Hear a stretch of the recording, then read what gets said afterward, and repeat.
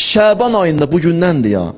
Adi günlərdə bir dənə yaxşı əməl etsən 1 verərlərsə, Şaban ayında hədisdir ki, kim bir dənə yaxşı əməl etsə 70 pay verirlər.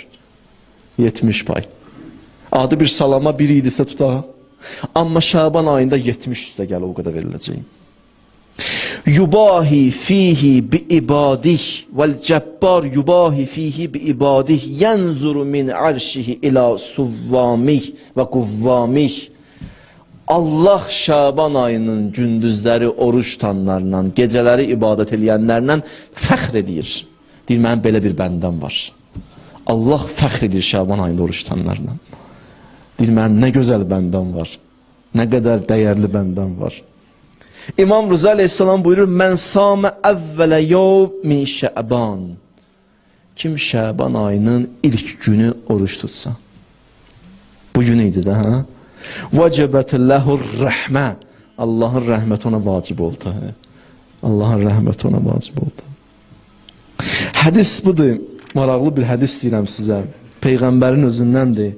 Hər kəs mənim ayımda, Peyğəmbər belə deyir. Bir gün oruç tutsa, bircə gün Şabanda oruç tutsa, Peyğəmbər deyir, mən ona şəfaətçi olacam.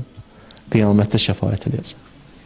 Hər kəs 2 gün tutsa, keçmiş günahları bağışlanacaq.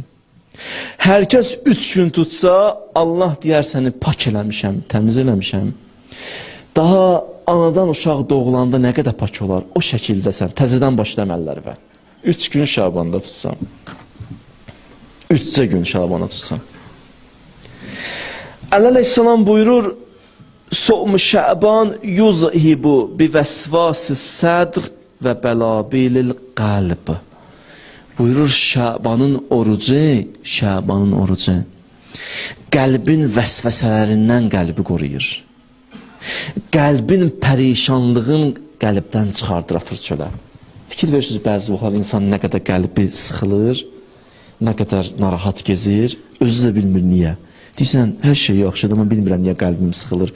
Şaban ayının orucunda o qədər qüdrət və qüvvət var ki, o narahatçılığı qəlbdən çıxardır, atır çölə. Deyir, rahat gez, rahat yaşa.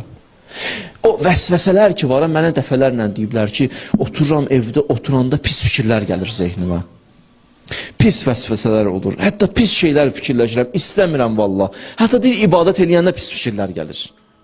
Şaban ayının orucunda bu qədər qüdrət var ki, o vəsvəsələrdən sizi qutarar. Bu Şabanın bərəkətidir.